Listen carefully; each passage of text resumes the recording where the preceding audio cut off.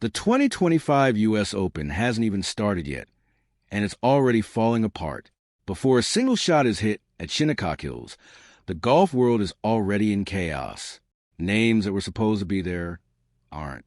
A streak that seemed unbreakable snapped. A fan favorite fought all the way to a playoff and still went home empty-handed. And one of the most dangerous players in the entire field is arriving at a major championship with a secret that nobody saw coming. Stay with me, because by the time we get to the last name on this list, the one who's still technically in the field, you're going to understand why this U.S. Open feels unlike anything we've seen in years. And if you're new here, hit that subscribe button right now. We cover golf the way it deserves to be covered. No fluff, no filler, just the stories that actually matter. Now let's get into it. Every major championship arrives with a story, but usually that story is about who's going to win. This year, the real story, is about who's not even going to show up. And that list is longer and far more surprising than anyone expected. Let's start where the surprises began. Marco Ping had done everything right. He had climbed the world rankings, broken into the top 50, and secured a spot in the field the proper way. Everything was in order. Everything was on track. And then, quietly, something went wrong.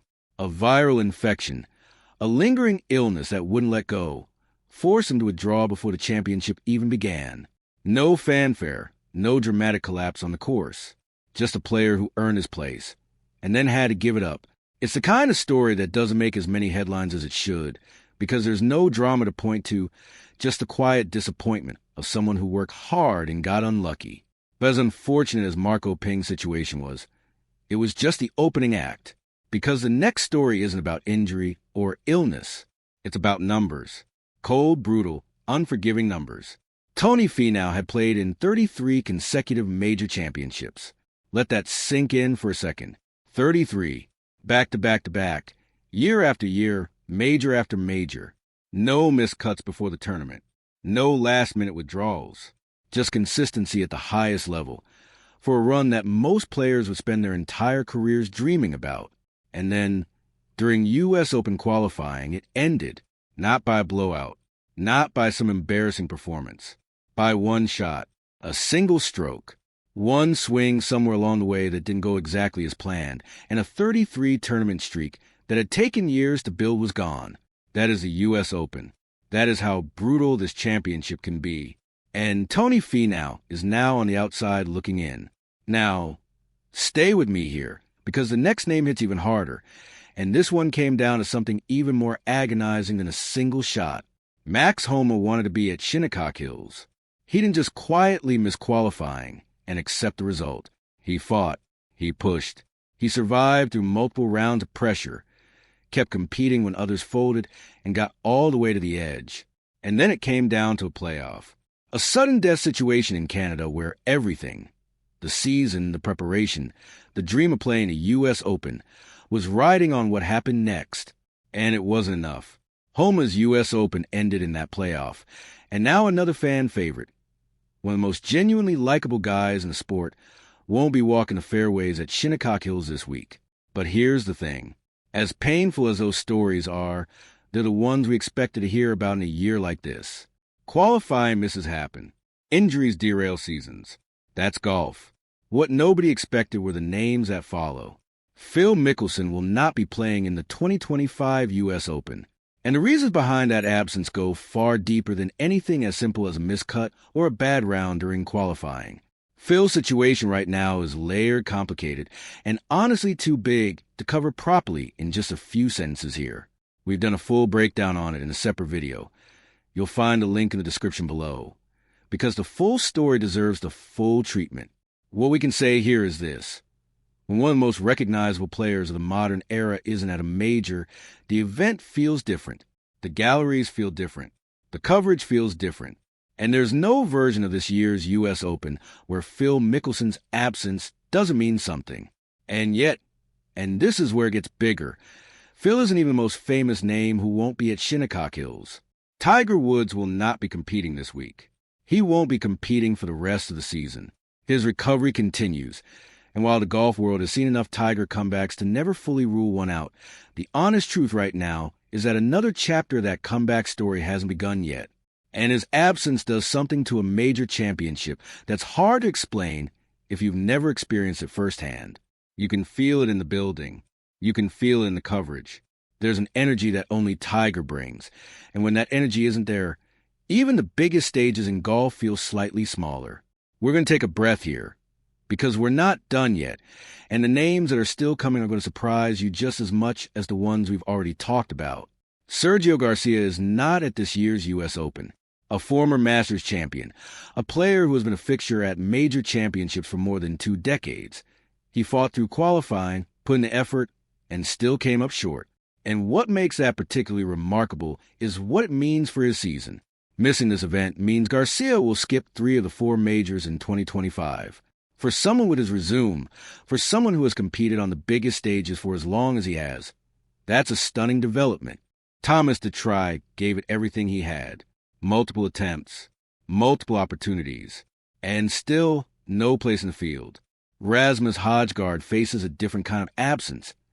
Injury has kept him out, and there's nothing you can do about timing when your body doesn't cooperate. And then there's Eugenio Chacarra. This one is genuinely strange. Chacarra made a decision not to enter U.S. Open qualifying because of a prior commitment elsewhere. At the time, that decision barely registered. And then, almost immediately afterward, he went out and won on the DP World Tour, which means a question that nobody can answer is now hanging in the air. What would have happened if he'd entered? Could he have qualified? Could he have been one of the surprise names at Shinnecock Hills this week? We'll never know, but the timing makes it one of the more fascinating footnotes of this entire championship cycle. So at this point, we've lost a player to illness. We've watched a historic streak snap by a single shot. We've seen fan favorites fall in playoffs. We're missing 2 of the biggest names in the sport's entire history. And a former major champion is going to miss 3 of 4 majors in a single season. Any one of those stories would be enough to define a U.S. Open week. All of them together before the first round has even started? That's something different. But here's where it gets truly interesting. Because everything we've talked about so far involves players who won't be at Shinnecock Hills. The story we haven't told yet, the one that might actually be the biggest story of the week, is about a player who is going to tee it up, a player who is expected to compete, a player who, heading into last week, many people had circled as one of the men most likely to win this championship. And that player showed up to the RBC Canadian Open with something wrong. Brooks Koepka has won a U.S. Open at Shinnecock Hills before. He knows how to perform at this golf course. He knows how to handle major pressure. He's one of the rare players in this sport who seems to get better, not worse, when the stakes are highest, which is exactly why what happened in Canada was so alarming. During the RBC Canadian Open, Koepka began experiencing numbness in his fingers. Not soreness, not stiffness, numbness, the kind of symptom that, for most people, is an inconvenience, but for a professional golfer is something far more serious. Because everything in golf starts with the hands.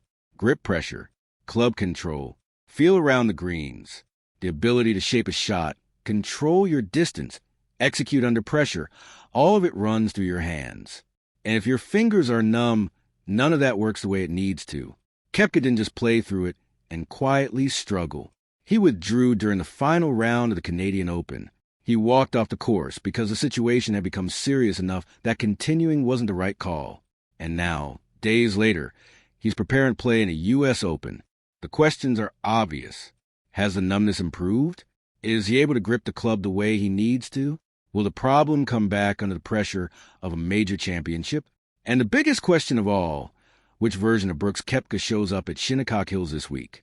A healthy Brooks Koepka at this golf course is one of the most dangerous scenarios in all of major championship golf. He's already proven that.